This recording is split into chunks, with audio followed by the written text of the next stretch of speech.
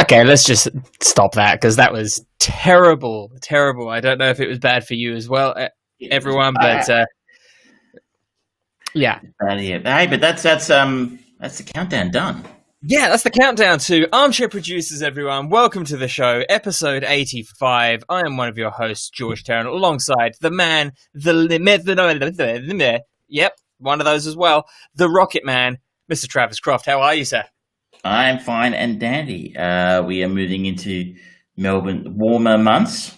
Slowly but surely, yes. Slowly but surely.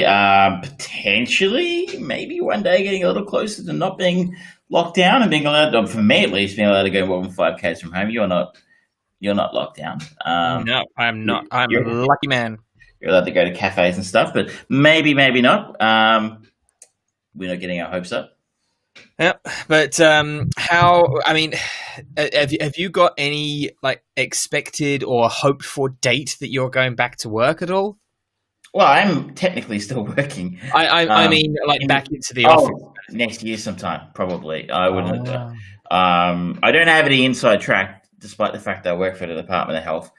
But shit, I mean, I wouldn't expect to be back at work this year, not in the office. That's fair. That's very fair. I feel like we're going to be extraordinarily. I mean, because if you think about it, we're not going to have. So for those who are unsure, Melbourne has been in stage 4 restrictions, which basically means I'm not allowed more than 5 kilometres from my home. And until a couple of weeks ago, I wasn't allowed out after 9 o'clock. Before that, there was a curfew of 8 o'clock for a while. So, because of a grand total of 7 cases today, and I think about 130 active cases. So if we look at the UK, I think there are 17,000 cases or so, if not more. It's going nuts in Europe again. Yeah. But yeah, so technically I think this weekend was supposed to be the first step down in those restrictions back to COVID normal, which we're going to get sick of.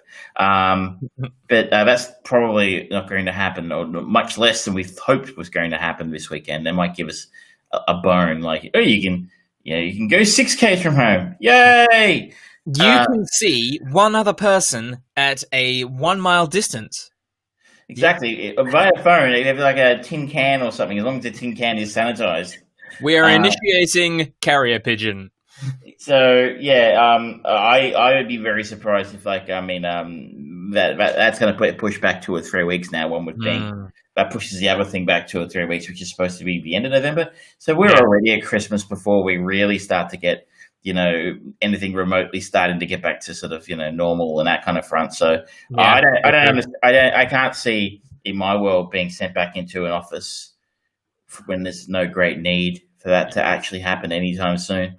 Yeah, I can't see much actually changing between now and the end of the year, honestly, because I think that government are also very, very aware and probably scared of the Christmas rush in retail.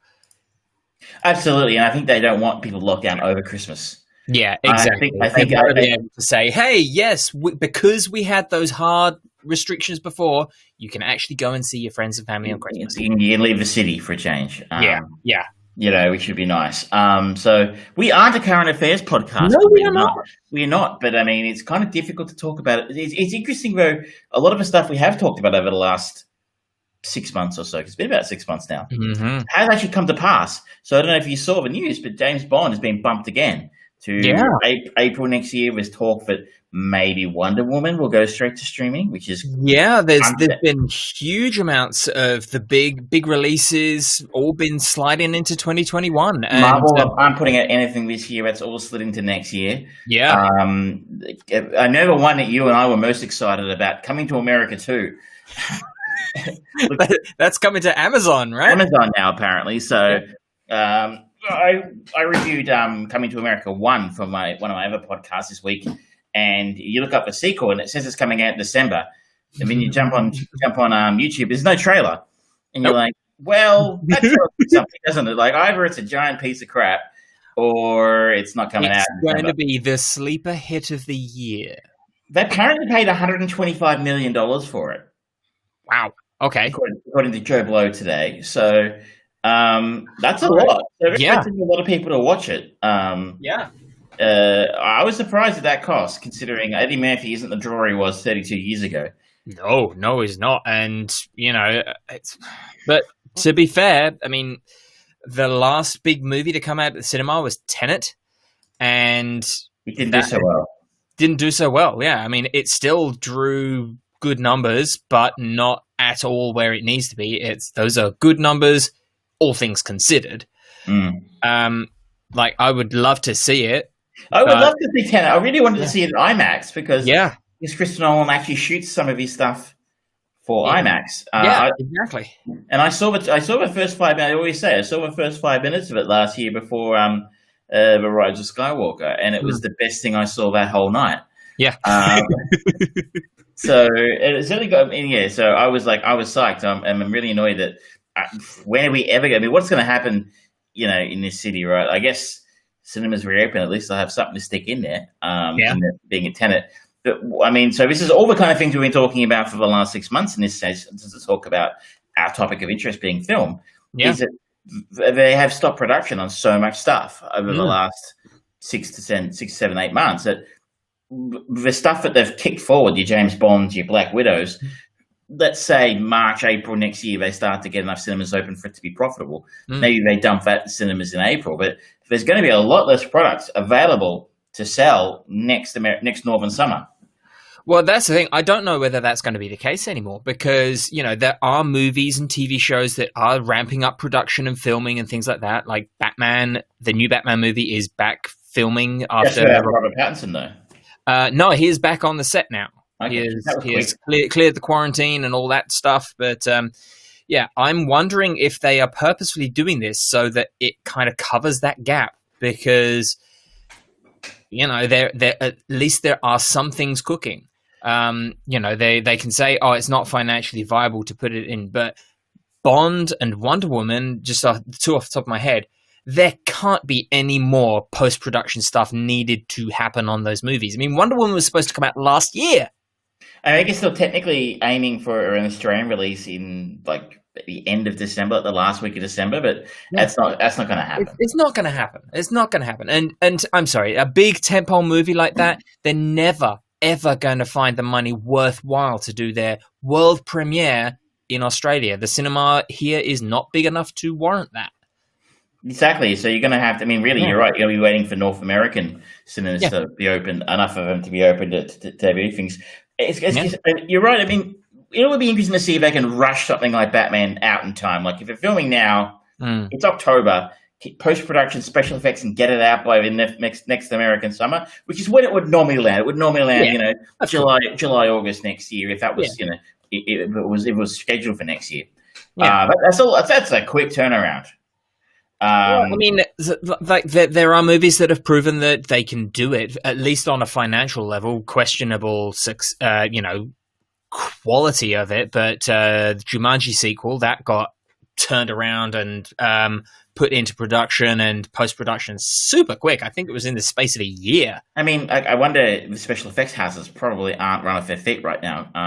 Exactly. So that might be the case. But you can imagine a Matt Reeves Batman movie lands in July, August next year, and cinemas opened in May, let's say. That would kill. It would kill because it's like, how much competition is it going to have? Like none. Not much. And it's the first movie where people will have been able to go back to the theater to see in over a year in some parts of the world. Proper, actual new movie. My friends in California are always telling me, "You're going to the movies this week," and it's like Jaws, Jurassic Park. Yeah, it's all classic movies, but there is something to be said about something that's new. So it would absolutely destroy. Theoretically, it would be interesting to see if people feel safe to go back to the movies again. And what if they have to socially distance? If they have to socially distance at the theater, they're not opening a theater. I mean, can they open a theater? Well, that was one of the first things that I pointed out way back before. I think before even Stage 4 started, I saw that Hoyts, the cinema chain in Australia, they were advertising social distance seating, where they were making sure that everyone was sitting with one's empty seat between them. So even if they did open up and they're still actuing, either the cost of cinema tickets is just going to go up because they can't get as many bums on seats, or the cinema expectation and the expectations of what they're going to draw in for the next year or whatever is going to be, we're cutting it in half because that's literally all the people that can fit in those screens. Or do they have twice the sessions? Even then, they might not. But I think that what we'll probably end up seeing is if things control and if there is a movie that gets the timing just right to come out like a month and a half or 2 months after kind of the lift is up on a lot of the world, I can imagine Disney re-releasing Mulan, releasing Black Widow, and a lot of these movies that they're touting as the Disney subscription special Uber thing. They'll release them in cinemas because that's what they can do. And I mean, I have a couple of ideas running through my head at the moment. On the one hand, if some cinemas will be open, not many, but if some cinemas open, and not enough, then Disney are going to sit on a Black Widow. They're going to sit. Warner are going to sit on the Batman until it's the right time for them. Does that mean there's a lot of independent, smaller stuff ends up getting cinema releases around the world that would have probably ended up going straight to a streaming service or got minute art house releases in New York and never seen anywhere else, or a festival screenings and nothing else, because cinemas around the world are going to be short of content. Yeah. But I kind of at the same time, so I think there's going to be a window for that, I suspect. At the other end of that, though, in that world we're talking about where a cinema has to open socially distanced, and I think they can't ask for double the price of a ticket because unemployment's going to be 8, 9, 10%, so people can't pay it. So what the other alternative, like I said, is they potentially have more screenings, and you are limited to how many screenings you can have by how many rooms you have, and cleaning and stuff will be important. So does that mean that in a world of socially distant cinemas, you have even less choice? So a cinema just has Batman and it has Black Widow, and they just run them all day, every back-to-back sessions from in that extended hours maybe, and they just run those two movies for 2.5 weeks before they swap them out for whatever new comes in, and the little stuff just doesn't get a look in because you got to maximize your profit, and Batman and Marvel and a Warner and a DC film are probably the things that might actually do it. Yeah, maybe. It's an interesting time that we live in, and it's fun to speculate. That is true. That is very, very true. On a more happy note, what did you make of the announcement? I think this is very cool.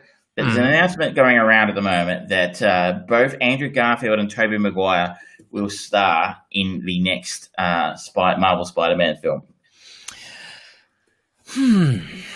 I have so many thoughts on this, purely because Spider-Man as a franchise, going all the way back to when Sam Raimi was in charge of them, they have always had this desperate desire to put more characters into their movies. And, it's one of the reasons why Spider-Man 3 was such a disaster.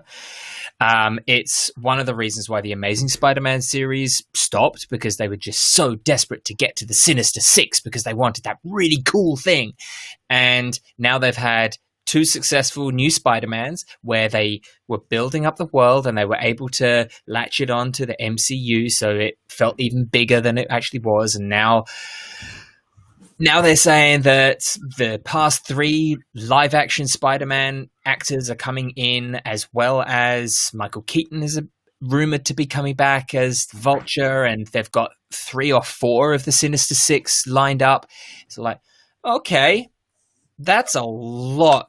That's a big amount for one movie, which has very specifically focused for the first and the second one to be about the friendly neighborhood Spider-Man. And they dropped this. Is it a hint? Is it a hoax of the multiverse stuff?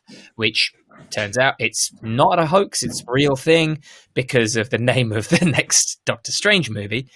But they always try so hard to put more of this stuff in when they've proven in the last 2 Spider-Man movies with Tom Holland, they don't need to go outlandish to tell an interesting, entertaining Spider-Man movie. I'm just worried they're going to try and put too much into it. That's a fair point. They certainly did overcook. Both. I know you like the first Amazing Spider-Man film. I didn't like either of them. But they certainly overcooked the last Tobey Maguire Spider-Man film, and it was kind of just a mess. I think what I've heard is that the idea was that Garfield and Maguire would be more cameo roles rather than a bigger part. But I guess what gives me confidence is the Into the Spider-Verse film. True. Because they nailed the fucking shit out of that. Lord Miller nailed it. And there was a lot going on in that film. A lot of characters, a lot of different Spider-Men. You're right, they focused on a one main villain being Kingpin. But there was a lot going on in that little film. So if you can get that right in an animated film, is it necessarily going to be a bad thing if they try and get it right in a live action film? That's entirely fair. My counter to that is, as always, they've done it in a successful animated movie. Do they really need to do it again? And so soon. And they're doing a sequel to Into the Spider-Verse as well. So it's kind of, all right, you're doing a lot of Spider-Man here. Money. People buy Spider-Man shit. Like, people are buying that Marvel Avengers game on PlayStation because they've got the Spider-Man character is exclusive to PlayStation. That's true. That's true. Apparently, people are buying. I don't understand why people are lining up for next-gen consoles. I don't get it, but they are. And one of the main draws, of course, is the new Spider-Man game on PlayStation 5. So. Yeah, look, I mean, it's a fair point. I was a little surprised to see that they want to bring back Jamie Foxx as Electro. And I'm like, he was awful in that movie. Everything about that movie was awful. But yeah, look, I thought it was a cool idea. It seems to be flavor of the month, though, isn't it? Because we had that story a little while ago that Michael Keaton was going to be in the Flash movie, and potentially Ben Affleck as well. And, you know, because the rumors are that the Flash movie is going to be all about the DC's version of the multiverse, and bringing in all these other different variations of characters, blah de blah de blah. They even did it. They even introduced it on the Flash TV show. Ezra Miller's Flash turned up in that. So it's going to be there always seems to be that moment where 2 rival studios come up with basically the same story and release them similar times, like Deep Impact and Armageddon. There was those 2 Truman Capote movies that came out at the same time. There always seem to be combating things, and there's now 2 multiverse movies potentially coming out at the same time or rushing through production because of COVID. And they both wear red. Yeah, it's weird. And they potentially could both have Michael Keaton in them, which is even weirder. Yeah, Michael gets around, doesn't he? He's the town bicycle of the comic book universe. But he's a damn good actor, and I'm happy to see him in anything. So he's, as long as he's getting paid, he's, as you say, he's a fine actor, and I'm glad to see more of him these days, as opposed to his sort of career nadir. From about the mid-90s through till Birdman, he was in sweet fuck all, really. Not much, yeah. He was on his ranch. And he probably just living off his Batman money, right? I mean, he was probably paid pretty well to do that for the second time around, if I recall correctly. So after the success of the first one. So, anyway, that was the... And what is your favourite Michael Keaton film, though? Ooh, that's really tough. My mind just instantly went to Beetlejuice. Well, I mean, it's certainly one of his most memorable roles. It's just such a... I hope it doesn't. It doesn't need to happen. It's fine. But it was just such an amazing turn by him. He was fucking awesome. I don't think that the movie is anywhere near his best movie that he's been involved in.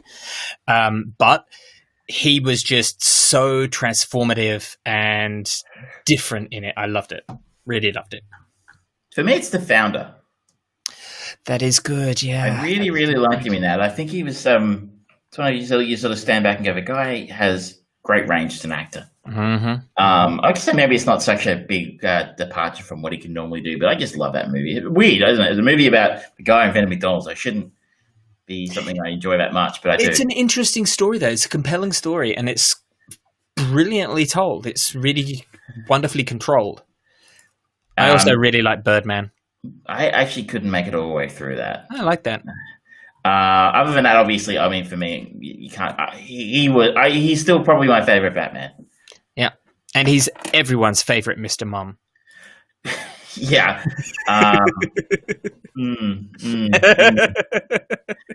Anyway, so you mentioned a guy in that conversation, a fella named Tim Burton. I did, yes. And it's a bit of a segue, but I saw it. And I'm going for it, I tells you. Oh my god, oh my god, oh my god. He is, of course, well, not the director, but I guess the creative juice. The man behind this week's Chain movie. Mm-hmm. Of course, is the 1993 stop-motion masterpiece, Nightmare Before Christmas. Yes. Now, this year, this is really a peace offering from me. Mm-hmm. I had the choice after Child's Play last week, and then leading up to this, I had both insulted one of George's favorite movies, In the Brothers Bloom, and I had the goal to then take us from that. After insulting that movie, I then had the goal to slide sideways using a very small Rachel Weisz role in Death Machine, which I think would probably make potentially the top 3 of the worst films we've done on this show. And we've done this show for 7 years now. Yes. So I felt a mea culpa was in order. And so despite the fact I don't like musicals, I thought I would follow our friend Chris Sarandon into The Nightmare Before Christmas. Mm-hmm. You keep on saying that you don't like musicals, and yet there are so many out there that you enjoy. But there are, if you say, like, there are hundreds of musicals. The fact that I like 5. You have your select style of musicals that you like. Like, for me, I don't generally like musicals, but I like ones that involve swearing and usually beating the shit out of Nazis in some way, shape, or form. Potentially running them over. Yeah. The Blues Brothers is one I liked. I didn't mind Chicago, the Richard Gere, Renee Zellweger. No, that is horrible, and we will never talk of it again. I kind of liked it. And Come From Away, I saw that. I liked that. Yes. Avenue Q was fun. Yep. But this one, yeah. I like this film for purely technical reasons. Mm-hmm. You watch the animation is, to say it's beautiful, I think, is underselling it. Like 100%. It's breathtaking. Mm-hmm. And it is art of. I mean, they had a team of 100 people animating this film for around about 3 years. So that is an insane amount of work that went into producing the required animation to get this to look the way it does. I mean, for a frame of 1 second of film, it can take something like maybe 50 or 60 different actual movements of a character. Mm-hmm. So for a second of film, and this film goes for your hour and a half at a time. Like, I'm sorry, 116 minutes. So an hour and 16 minutes, I should say. And I just look at that and you just go, wow. I grew up watching films that were heavily on stop-go animation, films like Sinbad and Jason and the Argonauts. Jason and the Argonauts and that kind of thing, which is Ray Harryhausen. Yeah. Who is kind of, if you don't know who that is, Google him. He's basically the godfather of stop-go animation. Yep. And a massive inspiration, I from what I understand, behind the artists who made this film. Mm-hmm. And those films weren't all stop-go animation. They were like live action mixed with stop-go animation. Yeah. And it was, I mean, there probably wasn't huge chunks. It probably, not even a third of a film involved stop-go animation. So the amount of work that he had to do, well, as good as it was nowhere near the level of work that they had to make this. And the entire thing being animated in stop-go. Mm-hmm. Nobody was stupid enough to be doing it. in the early 90s. And the only reason I can imagine they got the okay to do it is because of Batman. Probably. Yeah. That made all the monies in 89, 90. And that was where, and of course, Beetlejuice probably helped as well because that came out before Batman. Yeah. So two very big hits in a row there for Burton, and he was working on Batman Returns. I have to imagine that played into them, Disney signing off and going, yes, you can have a stupid amount of money to make an animated stop-go film, which nobody made, about Halloween characters invading Christmas, like a poem that Tim Burton wrote. It's none of it makes sense, and yet the whole film itself is just truly delightful. Truly, it's a delight to kind of watch as a child. I remember watching this as a child. It's still beautiful going back to it even today because every single one of the characters, which it seems to be so much harder to capture the lightning in a bottle of genuine personality in computer-generated characters versus stop-motion animation. You think of all of the characters going into all the creatures, the Gorgon and the Kraken and the skeletons and things like that from Ray Harryhausen's movies. They had so much character and they were alive in their creation. You think about the Terminator when it's just the frame and it's a stomping forwards. It looks menacing and terrifying. There's so much character and personality. You think of this movie, you think of Coraline, you think of Kubo and the Two Strings, all these stop motions. There's so much love. And even going into like the Nick Park stuff of Wallace and Gromit and Chicken Run, because it's literally hand molded, it feels like more life and more energy has been put into them versus the animation that Toy Story and Pixar have created is phenomenal, but it feels like it's almost like there's a glass pane between me and that character. So often it's like I love watching it go, but I feel like I can see the magic there, and I know that it's an illusion. Whereas watching Jack Skellington just delighting in the snow the first time he goes to Christmas Land, it's sort of like, holy shit, yes, I feel that. I feel that unfiltered. It's wonderful. I don't know why. I think the thing there is it looks too good, CG computer generated. It's too clean. It's too perfect. It's too smooth. And I think that's the problem with CGI, period, these days. I mean, some people use it better than others. Yeah. If you look at like one of the most CGI heavy films of the 90s was Titanic. But the way James Cameron used it was so skillful and subtle in a lot of ways. Most of the time you didn't notice what you were watching was CGI, except for a propeller guy. But like I find we watch some of these films from older films. So I've been watching some stuff from the 80s for some of my other podcasts occasionally. Not the Graveyard Shift, that was awful. But you see actual genuine, we're watching Child Play last week. The scene where the character fell out of a window and it smashed into that truck, that was a practical special effect. Yeah. I think they filled a mannequin with cement. to get the crash, hell yeah. And it looked amazing. Yeah. And then actually I watched a film on the weekend for King for a Day called Cat's Eye. That will be coming out soon, people, that episode. And as a character falls off a building and they use some very cheap special effects. And it looked fucking awful. And I mean, even if the special effects have been good, sometimes they're just too clean, too polished, too smooth. A practical special effect would just do it for you. Like you go back to someone like Jean de Bont, who made Speed back in the 90s. Big fan of practical special effects. If it was going to be if you go back to Twister, he would drop an actual fucking tractor in front of Bill Paxton and Helen Hunt because it looks better that way. Yeah. And, you have a combine harvester actually explode in front of him. So, well, that's one of the things about Tenet, going back to that briefly. I mean, Chris Nolan actually blew up an airship because it looked better and it actually saved money versus having it CGI'd. Which is crazy. But I think it applies here as well. As good Yeah. as you say, as good as the Pixar stuff is, it has its appeal. Mm. But I don't know if it ever has that tactile nature. It doesn't feel real because it's not real. Whereas these characters are real in the sense they are physical things. Mm-hmm.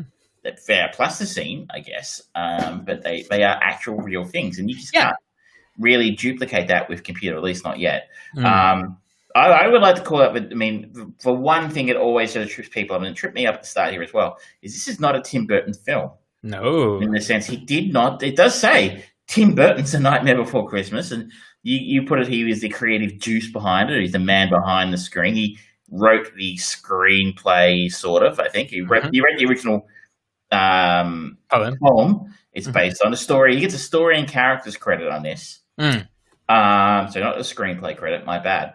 But it was actually directed by Henry Selick, who's a name that doesn't roll off people's tongues. But you mentioned one of his films a moment ago. He's the man behind Coraline, which I haven't seen, but I know was very highly praised. That's great. He also directed James and the Giant Peach, which is a wonderful adaptation of one of my favorite Roald Dahl books. Yes. So he Monkey Bone as well. I don't know. Was that actually a Stop Go animation? That's a crappy Brendan Fraser film. My bad. Pay no attention to the man behind the curtain. It's a bizarre sort of like it's got animation in it, but it's not like, you know, like Henry Selick actually also helped produce the stop motion animals in the Life Aquatic with Steve Zissou from Wes Anderson. He is a man who understands animation. I would say that much. Stop Go animation, in particular, considering Nightmare Before Christmas, James and the Giant Peach, and Coraline are three of the best Stop Go animated films you would ever want to see. He seems to have steered clear of it for a little while.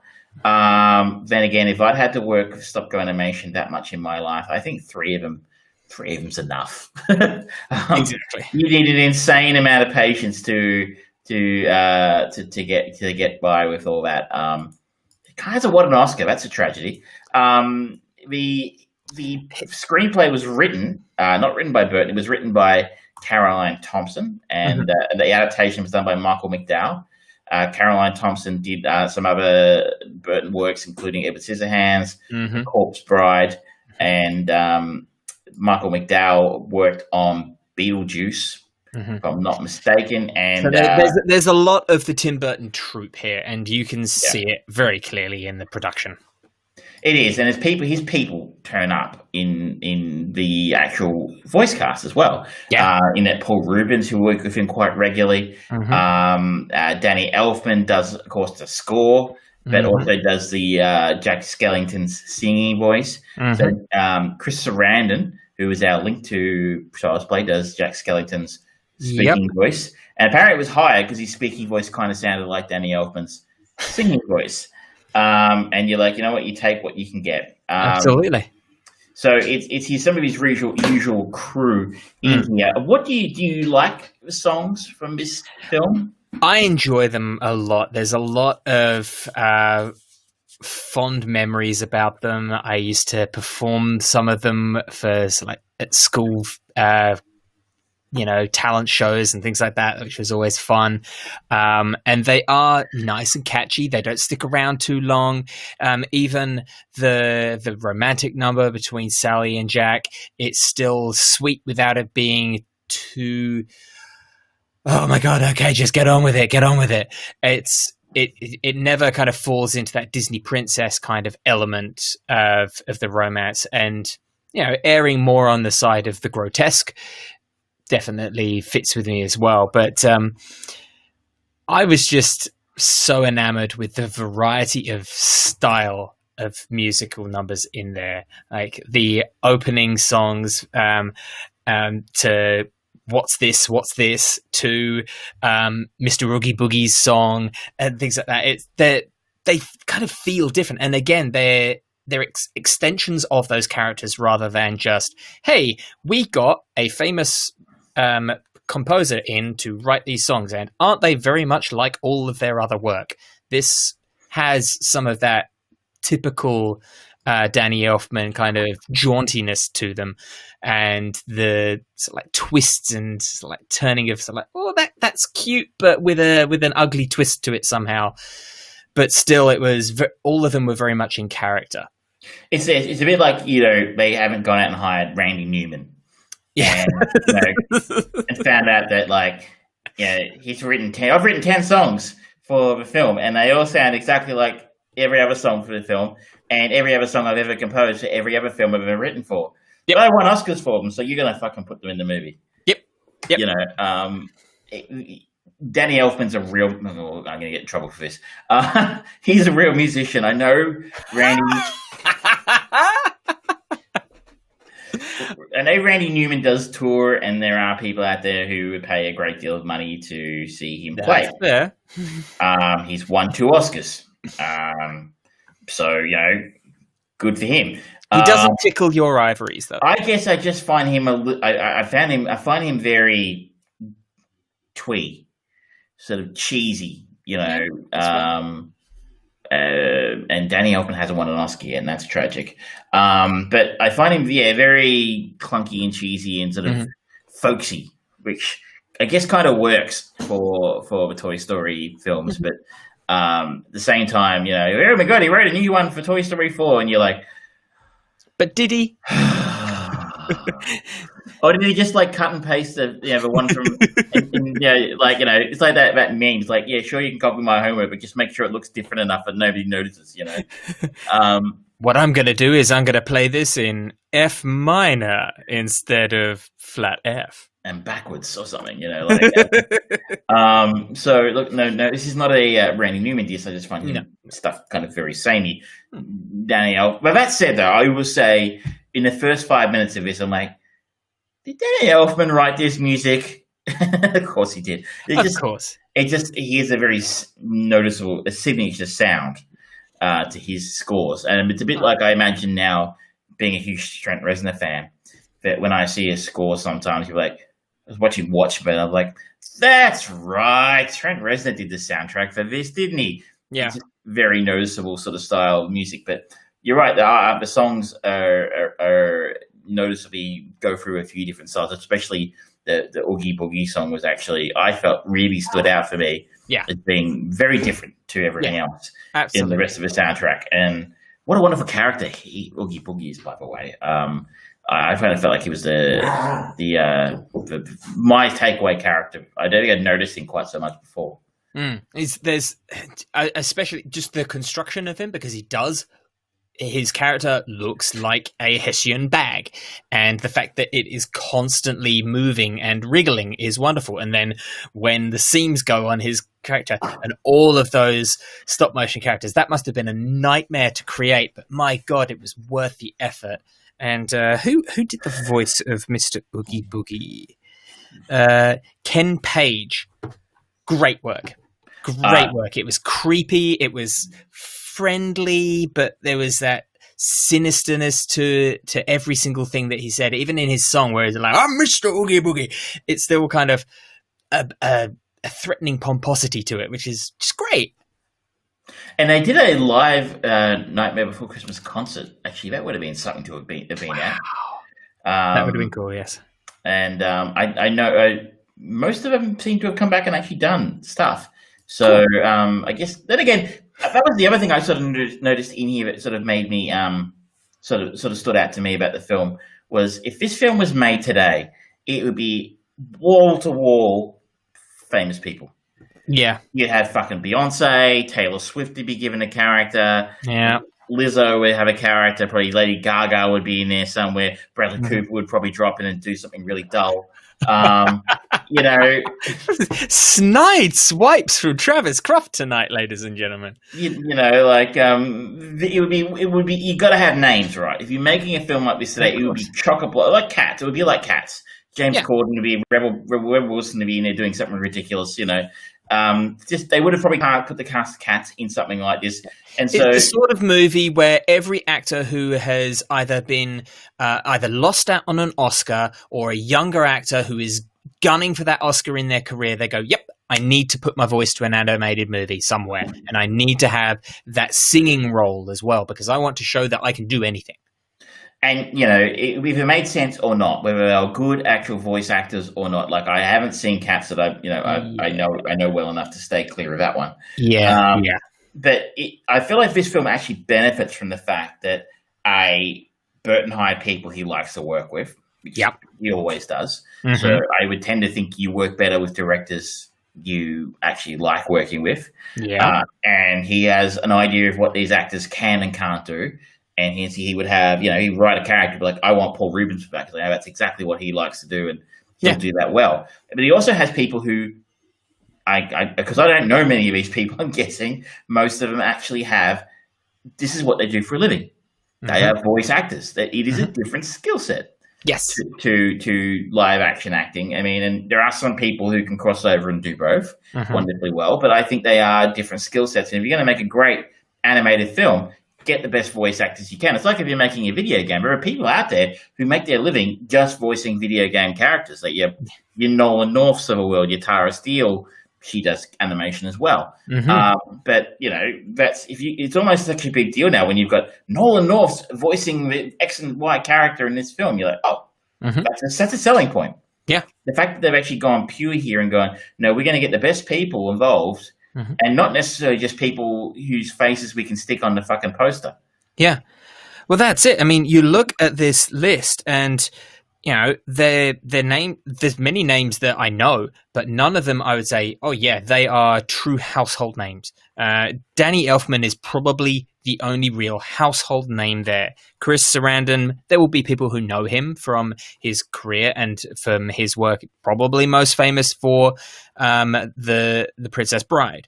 Catherine O'Hara, she's always associated with sort of 80s and 90s Tim Burton, but she's never really kind of just hit the zeitgeist for a couple of different roles elsewhere. Paul Rubens, he is a known name, but certainly not a particularly relevant name.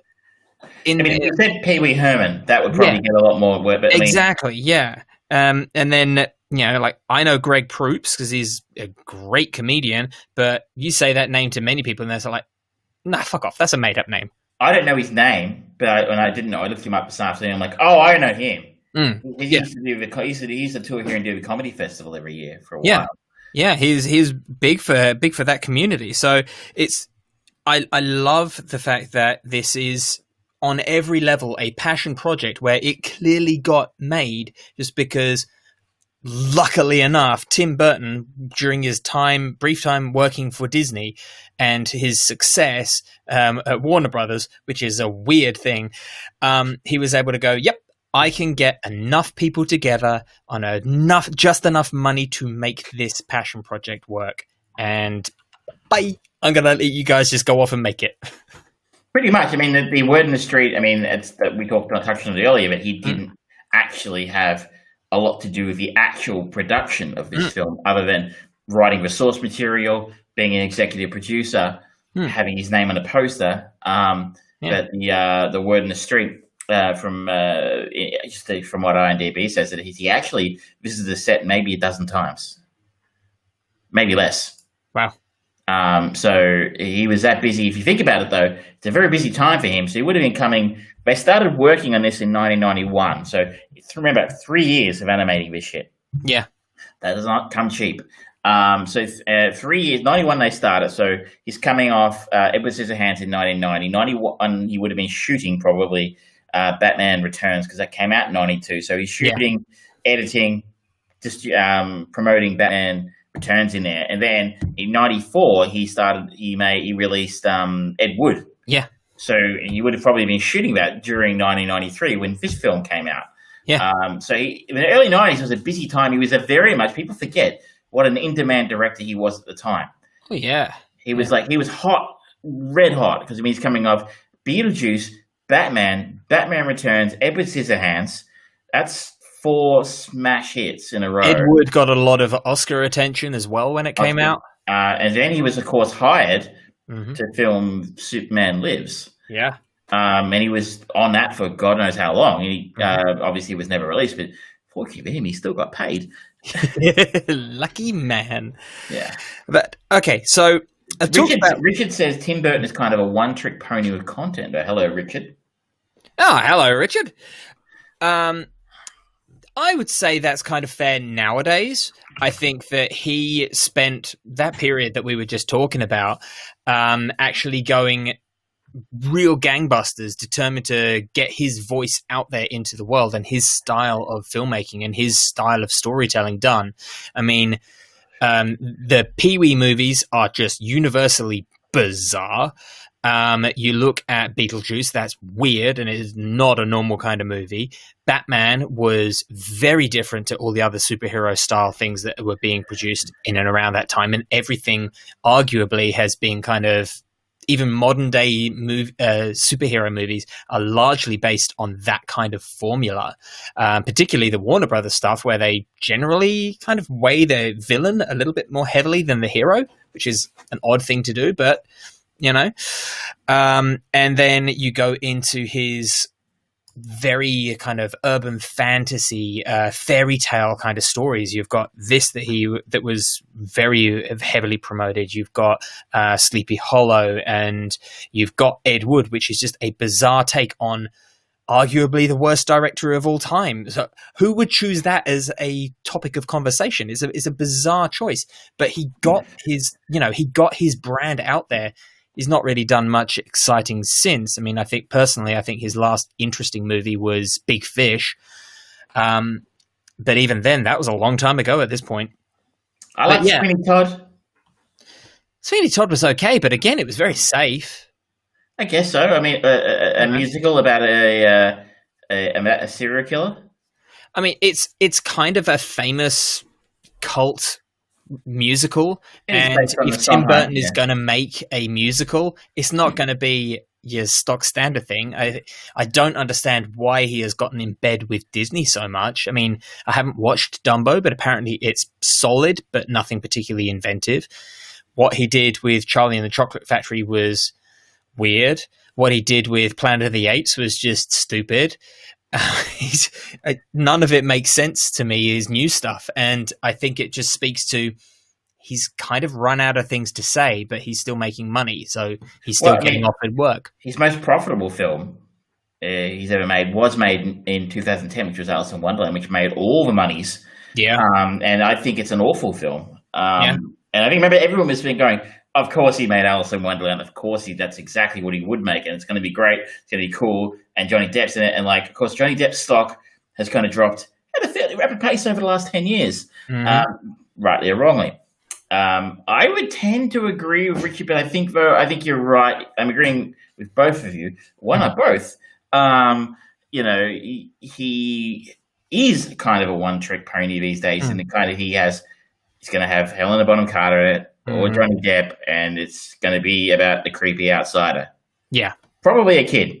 But what he was doing in the 80s and 90s was good shit. I think he was one of the most interesting guys doing stuff in Hollywood at the time. And I think my favorite Tim Burton film is Ed Wood, which I think you're right, makes absolutely no sense at that point in his career. Yeah. It was an entirely bizarre choice. It had fantastic collection of cast in there, with Bill Murray being delightful. But yeah, none of it made sense. It's like, oh, wait, what? You're doing a black and white movie about a terrible director who no one in modern society generally knows, and what? Really? That's what? Okay, go for it. And he made his story and he did it. I think that we were kind of fortunate, our generation, because in that 80s, 90s period, we suddenly got this influx of really successful alternative directors come through. Like, you got Tim Burton, you got Quentin Tarantino, you got Robert Rodriguez coming out, you got some of the early stuff of Chris Nolan and Kevin Smith, and these guys that just managed to hit just a certain style that mainstream cinema wasn't doing. It had kind of lost its way after repeated in decreasing sales from the stalwarts of Sylvester Stallone and Arnold Schwarzenegger, who had kind of been the ultimate tentpoles of Hollywood for so many years. And then going through the late 80s and particularly in the 90s, their stock just crashed and burned. And suddenly everyone's going, okay, well, we don't know what movies people want. Oh, look, these indie guys are making some interesting things that people like. They're making them on a cheap budget. We can put those out and make money. Cool. Yes. You are right. It was kind of the same in music in a way. Like indie music sort of became the mainstream. If you look at Nirvana and the whole grunge thing, there's alternative rock became mainstream rock. Alternative music in the terms of hip hop was very niche before the 1990s, and by the time the 1990s it was well on the way to where it is now, where I guess one would argue it is the most popular contemporary genre of music. But before that, it was very much in the African American community or very niche around the world. Yeah. Whereas indie filmmakers like Tarantino and Rodriguez and these kind of guys were very niche. And you're right, they being an auteur became cool. Yeah. And Burton, I guess he played his part in that, though. I think he put him on a very different track to those other guys because he kind of jumped on that studio bandwagon pretty fast and stayed there. Yeah, no, that's very fair. I think he found an environment where he's like, okay, I'm getting enough of my own personality into the movies. That's all I need to do, and I'm making good money. I enjoy what I do. Yeah. Why more? And I kind of feel like he's kind of looks at this kind of thing and goes, he's kind of done this film a couple of times. Frankenweenie, Corpse Bride. I mean, I know they all came from his head, so he can do whatever he wants, but I feel like it's diminishing returns now. Yeah. Fortunately, though, the word in the street is that you can see this on IMDb, but Disney wanted to produce a computer-generated, computer-animated sequel to this in the early 2000s, and Tim Burton had to tell them to fuck off. Yeah. So I think we should all be thankful for that. Those points will be forfeit if Beetlejuice 2 comes to be. Well, it's still saying that it's in pre-production, and Tim Burton is still is the only thing that Tim Burton is slated to direct at the moment. So that said, if you look at Quentin Tarantino's IMDb page, it still has him down for Kill Bill 3. And Kill Bill 3 has been in bloody production in one way, shape, or form ever since Kill Bill came out, right? And that was in 2004. Yes, I think. Something like that. So, that film is not bloody happening. He's not doing it. No. If he doesn't do it, no one. Can you picture a world where there's a Kill Bill film directed by someone other than him? I mean, that's crazy. I can imagine it because we are in the remake culture environment. So there is going to become a point where someone is going to say, "Hey, I want to do Kill Bill." And I mean, for God's sake, basically, Kill Bill is not particularly an original storyline anyway. He just put his own spin on it, and he is incredibly. He's got ridiculous amount of filmic knowledge, and he was able to kind of Frankenstein's monster, this weird Western, Eastern kung fu / old school cowboy-esque revenge plot thing that worked really well in the end. But people are going to go, all right, yeah, so I'm going to come up with basically Kill Bill, and I'm just going to call it something else. I'm going to call it Kill Laura. Chill Frill. Isn't it interesting how this show always ends up back in Tarantino? That's my fault. So I think it was a nice treat to go back to this film, and I can see how people enjoy it. I think you see people how they can associate, because he makes films about the outsider. Yes. And back then, that wasn't really something that happened very often. The outsider was not worshipped or looked upon the same way they are today. Yeah. I think it's easier to be an outsider today. I mean, it's a geek culture, right? Like, it's kind of cool to be a geek, and there is a whole segment of the market these days that really wants to sell shit to you if you're a geek. The Harry Potter films became so big, and Marvel is so big now. To be a comic geek is to be, they really serve you on a platter. The geeks inherited the earth. They really did. But I think it's a different brand of outsider that Burton has written his film for. Yeah. But I can see how people look at it, and someone like Sally who's stitched together, so she stitches herself back together on a regular basis. I can see that as a metaphor for how people feel about their lives. Being the one who enjoys Halloween so much more than Christmas, or someone who kind of stands on the outside and looks at something like Christmas and doesn't really understand what it is. I really can appreciate. I don't necessarily associate with any of the characters in this film in that way. As that kind, I think I'm a different brand of outsider. That I can really see how people would enjoy that, because like the amount of people I've met over the years who are obsessed with this film, it's crazy. Oh my god, yeah. I mean, this movie came out in 1993, and you go to any comics convention, and there are people dressed up in this stuff. There are people walking around to this day with all of the paraphernalia of bags and T-shirts and hairpins and badges and all sorts of stuff from Nightmare Before Christmas. This is an enduring classic for so many reasons. You can read into it and get out of it so as much as you really want. I think that's always a testament to a phenomenal movie. I choose to believe this is a parable about cultural appropriation. There you go. I think it's just about a guy who suddenly discovers Christmas. You can subscribe to my blog for more. That's actually a Tumblr feed. My co-host and I did spend 45 minutes on Monday night discussing gender relations and white privilege whilst discussing Coming to America. So, yeah, that's true. Just be glad you're not listening to that podcast. All right, so where are we going after this? Good choice. Oh, man, I really should have actually planned something ahead. But you know what? I am going to go nice and simple. I'm going to follow Henry Selick. We are going to go to Coraline.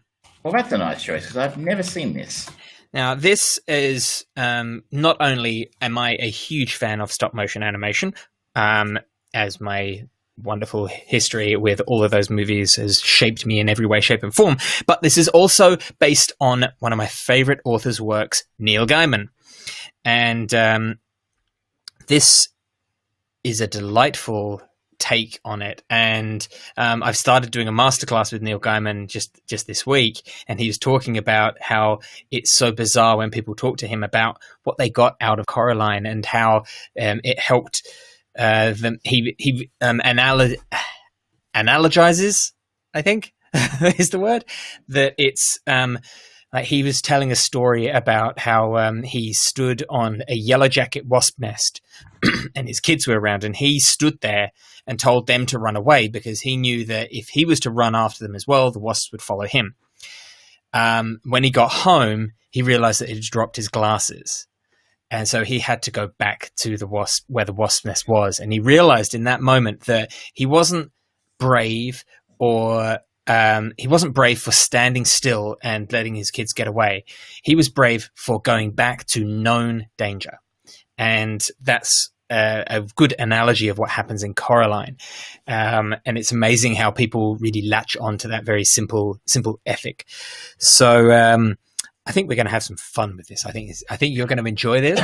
It's nice to see a film I haven't seen before. I mean, I thought the same thing when I picked Death Machine, but we saw how that turned out. You've not had much luck actually in the last few. Like, you hadn't watched Brothers Bloom before, you didn't like it. We hadn't watched Death Machine, we didn't like it.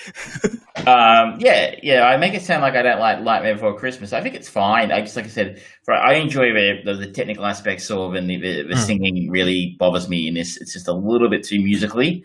And there's not enough edge for me in this. To go back to what you said, I liked Sweeney Todd. I liked the songs in that. I think I like the songs in Sweeney Todd more. See, you're just difficult. I am. I am a curmudgeon, and if I'm going to be a curmudgeon, I'm going to curmudge. You're the curmudgeon. I'm the contrarian. There we go. And the contrarian who kills video games. You haven't been playing Marvel's Avengers, have you? Because that's no, I have not. I'm not sure I believe you, because it's following a very Anthem-esque path. No, I have not been playing it at all because I looked at it, and even though it's got some of my favorite voice actors in it with Travis Willingham and Laura Bailey, I just look at it and go, nah, that's got a lot of bells and whistles of, ooh, I can be X character. I can do this, and it looks pretty. But after that, it's kind of like, all right, wait, I've done this dance before. Anthem. It looks pretty. It's fun flying around like Iron Man for a while. And then you realize, wait, I've been doing the same thing for nothing for hours now. And you know what? As of November 10th, I can go back and play Anthem if I want because EA Play comes to Xbox Game Pass Ultimate. So if I want a game where I can fly around just like Iron Man and do nothing of consequence, I'll just do that. Yeah, like I said, haven't they maybe they've released some new parts to it? I don't know. Maybe. Who knows? But no one knows. There's not anything in this world that could tell us what the new state of Marvel's Avengers is going to be like at all. No. I was going to say, though, in November we do get Cyberpunk, so I wouldn't be going back. Yeah, that is on the horizon, and I'm really looking forward to it. Really, I don't think that'll be on Game Pass. No, but come on, I'm going to get it. I know. I was like saying, it would be nice if it was on Game Pass, but no, we have to put up with the old stuff for now. Yeah. That's something we look forward to next week. Coraline, haven't seen it before. I'm keen to see something new and maybe something I actually like. I like the film I watched on the weekend, for a matter of fact, listening to King for a Day to find out what that was. What else have you been up to this week? This week I consumed season 1 of, I presume, more, but nothing has been confirmed yet, of the new Amazon series, Utopia, which is in fact a remake of a British dark sitcom, dark parody, dystopian future-based series. And it's weird. For a change. Good weird. I can't really tell. So I'm just going to pull up the list of who was in it.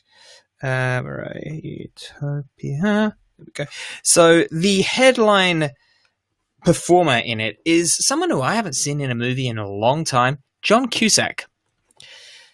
And then the rest of the cast is generally very young and a lot of people who I don't really know. The only other 2 people in it that particularly stood out was Rainn Wilson from Super and The Office, of course, and Corey Michael Smith, who played a surprisingly delightful Riddler in the Gotham series.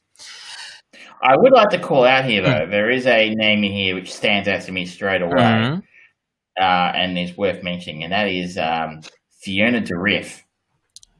And yes, she's Brad's daughter. Oh, yes, that's right. Yes, I looked into that afterwards, yes. Which is a kind of interesting connection. And the character of Fiona Dourif, the character of Kara, who Fiona Dourif plays, is a really interesting character, and then nothing happens. So it's really annoying because I watched her. She was also in the new version of Dirk Gently, Holistic Detective Agency on Netflix, I think it was. And she was really awesome in that. She was crazy. She went full Dourif. It was wonderful. But in this, she doesn't get that opportunity, which is a big, big, big shame. For those who don't know, okay, so Utopia is about a group of young adults who meet online, get a hold of a cult underground graphic novel, which not only pins them as a target of a shadowy deep state organization, but also burdens them with the dangerous task of saving the world. It's really weird, and it skirts that difficult line of comedy, thriller, suspense, scary element, and a lot of it is I'm pretty sure it's accidentally poignant to the current environment. Like there's a plague that is spreading, a pandemic as they call it, and it is affecting the kids, and there's like people protesting outside, and unusual sort of like life imitating art, imitating life thing going on there. But the reasons why everything happens, you don't really get any satisfying solutions.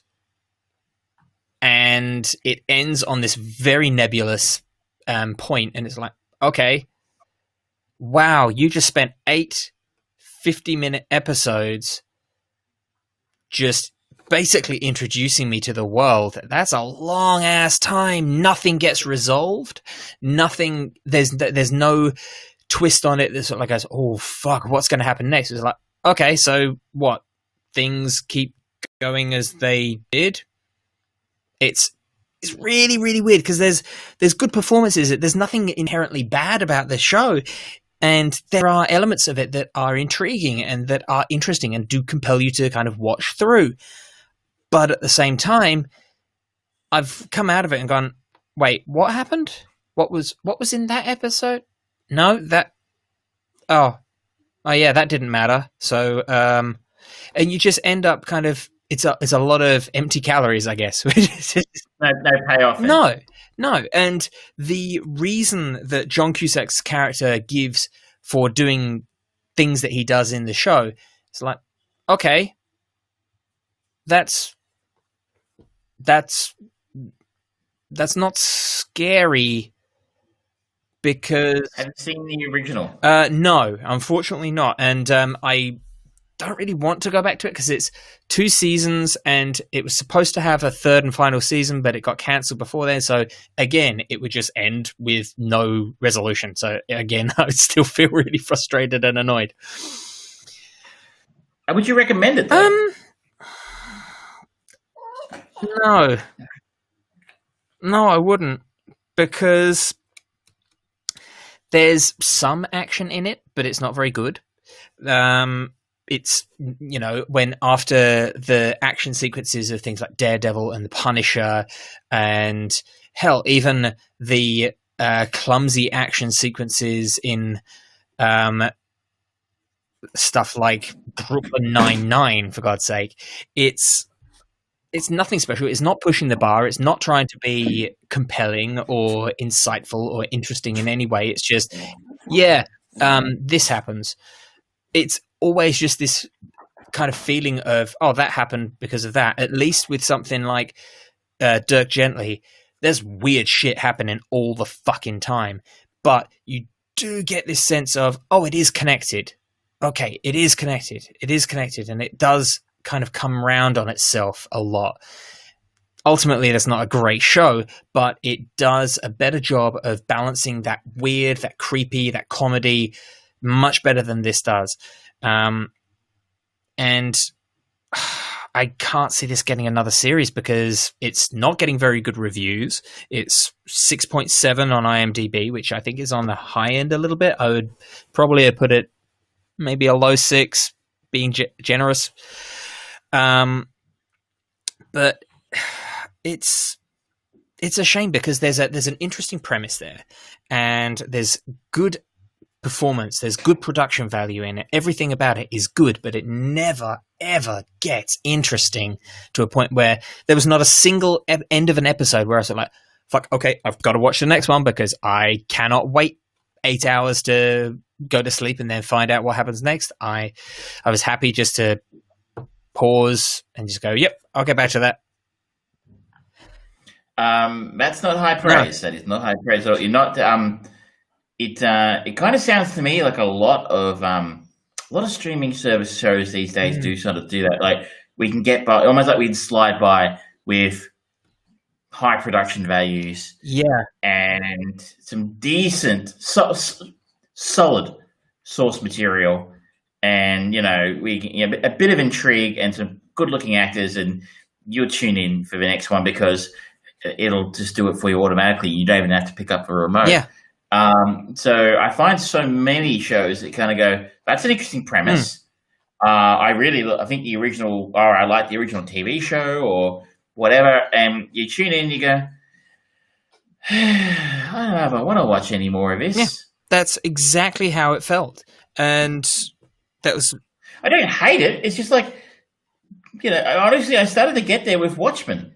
Yeah. it was fine. I liked the source material. It started with something interesting, but at the end of every episode, I'm like, a bit like you said, you're like, do I really want to watch another one of these? Yeah. Like, I could go stand at the front and watch people walk past my house. That might be more interesting. Yeah. It's a real shame because if they're willing to put, because you look at these shows and they've clearly got money behind them, or at least very competent production crew who make it look like there's a lot of money behind them. And so it's like, okay, really? They weren't able to punch up the script and make it that little go that little bit further to push it somewhere just a little bit more interesting, and they just it's just no. They trundle across the line and sort of like, oh yeah, that'll do. My main takeaway from this is I really hope that people looking for this end up watching the Australian series Utopia instead by mistake. Okay, what's Utopia? Have you never? Oh, it was I could describe it to you, but I don't think you'd understand it. You seriously need a high IQ to know. You probably never heard of Rob Sitch or Santo Cilara or Tom Gleisner or No. Jane. The guys I'm sure I made you watch The Castle. Yes. Those guys. Okay. Working Dog is their production company's name. Right. So they are a comedy set inside the offices of a nation-building authority, a newly created government organization responsible for overseeing major infrastructure projects. So kind of an Australian version of The Office. Okay. But funny.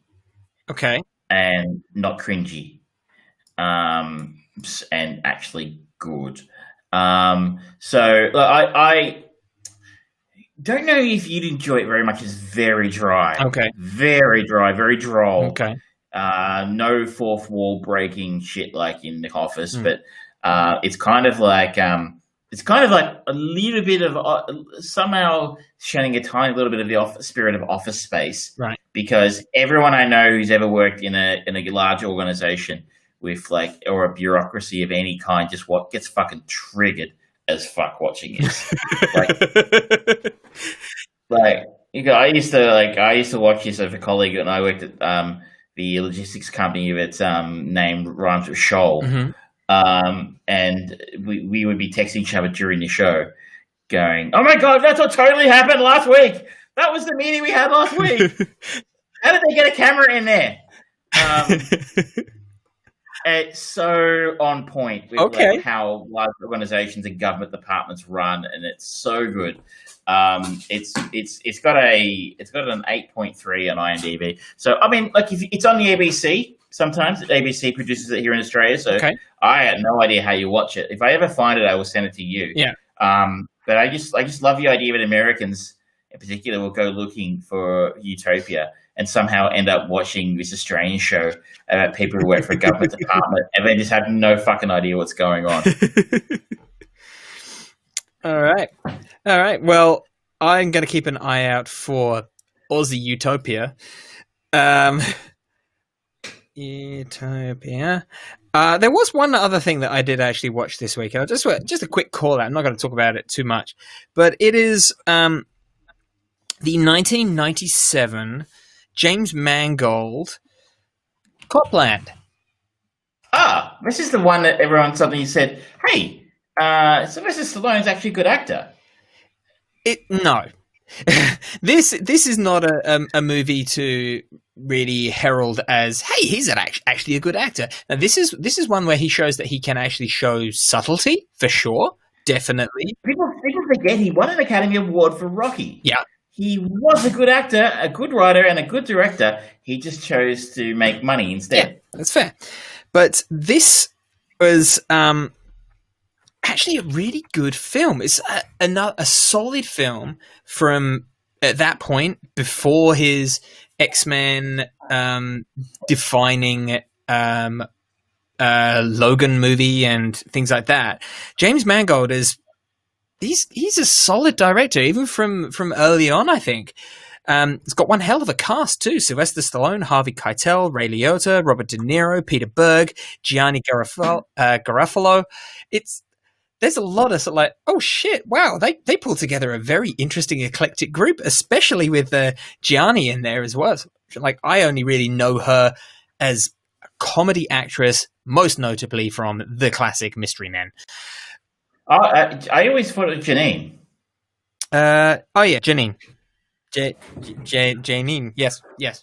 I thought that was. I could be wrong. Do correct us if I'm pronouncing her name incorrectly. Yes, absolutely. But it's a great movie, and it was another sort of like solid performance from Robert De Niro. Peter Berg was typical Peter Berg in anything he ever acts in. I think he's a mildly better director, but even then, it's touch and go.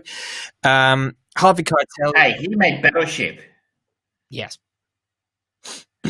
Unfair, fake news, sad. Harvey Keitel is solid in it as well. It's got Robert Patrick in it, and he is cool. He's very good in it. Ray Liotta is kind of the steal of the whole thing. He plays this great character. He puts so much depth and interest into it, and you can't help but kind of root for the guy because he just plays the part so well. And I really enjoyed it. It's a kind of a simple story, but I do have to put one negative on Copland though. And because it has an interesting performance of Ray Liotta, I think that is the reason why I went and watched Hubie Halloween. What's that? That is the new Adam Sandler terrible movie on Netflix. Okay. It is a... Why do you do this to yourself? I do this so that other people don't have to. That Joe Blow posted about it saying, hey, have you seen this? And someone posted, this looks like it could be a good movie. I had to step in. I had to take that bullet for someone, and I did. And, oh boy, we have reached a new low in Adam Sandler's efforts. Well, I mean... Don't watch it, anyone. Do not watch it. It's got a 5 on IMDb. Yes, and I do not fucking trust it. Because there are obviously people who just love Adam Sandler in movies. I actually, meet people and they tell me how much they enjoy him. It's really actually a very difficult thing for me to manage because you got to try and be up there. You don't want to put people offside the first time you meet them and they say, I fucking love Adam Sandler. He's so funny. And you go, yes. There are many people who believe he's funny. Mm-hmm. Yep, it's you can't just come out and go, you've got a very poor sense of humor. It's like he was once. It's not. I disagree. I've never enjoyed as I always say, ad nauseum. The only Adam Sandler film I ever enjoyed was the one that all the Adam Sandler fans hate. Yep. That's fair. That's my favorite as well. But there's some points where he actually. There was a level where he reached where it's like, I'm not going to put any effort into this. So that meant that he wasn't putting any effort into trying to make it bad. I think that he is legitimately, with Hubie Halloween, which should have just been called Halloween Hubie. It rolls off the tongue better. It's still a terrible name, still a terrible movie, but Halloween Hubie would make more sense. It would be better. Halloween Hubie, it feels like he is purposely trying to push as bad as he possibly can. He talks with a voice like this the whole movie, and you can't really understand what he's saying. But it's supposed to be funny because it just keeps on going on and on and on and on and on. And he's for a change, he's playing a guy who is misunderstood in society because he's a nice guy who happens to have a speech impediment and is a virgin at 47 or whatever he is. It's like, come on, you've played this part. Fuck off. Get out of town. Kind of sounds like. You know what would be fascinating to see if him in a remake of Being There? He could do that because he could do acting chops. He could do that. That's a great fucking movie. Yeah, and he could. I mean, that's kind of what you're saying, right? Like, that movie's about Peter Sellers, who everyone thinks is a simpleton because he talks kind of funny. Yeah, and he ends up, everybody sort of builds their own world around him. Being something he's not because of the way he is. And hopefully he'd do a better accent than that. but as someone who plays like a mildly retarded man-child with anger problems, that character would fit. Yeah, that would fit. And, it's it was a great career high for Peter Sellers. Maybe it could be another career high for Adam Sandler, which I hate the fact that we are assimilating Peter Sellers and Adam Sandler together, because Peter Sellers is infinitely better than Adam Sandler. I mean, he had that Uncut Gems film that everybody liked this year, but I hated. So, I mean, I'm sure he doesn't actually need one. Yeah. I mean, he's getting paid super dollars by Netflix to make this awful shit. Yeah, that's true. That's true. But it is yet another terrible comedy that he has made for Netflix. He has not made a single good horror movie or comedy for Netflix. And the thing that really stings about this Hubie Halloween is the fact that it has got all of the stereotypical Adam Sandler trope with it. And so you realize very quickly, oh, wait, every single one of these people was actually able to be in a fun children's Halloween horror-y based movie. They are in the Hotel Transylvania series, and Steve Buscemi is in this movie, and he plays someone who thinks that he's a werewolf. He played the fucking werewolf, they basically got everyone to essentially do the same roles, but it's just not funny, except for a change, Adam Sandler speaks with a Transylvanian accent, and then he speaks like this. It's lazy filmmaking, and that's it's awful. Yeah. It's awful. It's half of a course now, right? Yeah. Hey, he's worked out how to make a shit ton of money and apparently remain relevant, because it's one of the most downloaded or watched movies on Netflix. Because it's got his name on the front. Brand. It's about brand. Adam Sandler. I know Adam Sandler. I'll watch that. Yeah. I think we're very much at that point in quarantine where people are just determined to consume something new in TV or movies. And it's like, oh, that's new. I'll watch it. Well, I'm very excited because this Friday, I believe on Prime in Australia, we have the new, if it's Prime or Stan, there'll be a series, an adaptation of Brave New World. Oh, yes. That's right. I love that book. It's one of my favorite books. So I am, on the one hand, excited to see it, but also mildly apprehensive that they've done a really shite job of it. Only one way to find out. So I will hopefully have some time to check out an episode or two. Yeah. And we can talk about that next week. Cool. All right. Well, that is the show for this week, ladies and gentlemen. We talked about The Nightmare Before Christmas. We're going to be going on to the wonderful classic of Coraline. I talked about the Amazon new series Utopia. Talked a little bit about Copland and how that got me into Hubie Halloween, and our great and hope it happens idea of being there. Maybe we'll send his agent a note and go, hey, we can produce it. I got no idea what a producer does, but hey. Recycled idea by. Pay me money. That would just be our credit. All right, ladies and gentlemen, thank you so much for watching along, and thank you for listening to the podcast. This will go up on podcast services, as I'm trying to get usual, on Sundays. Thank you very much.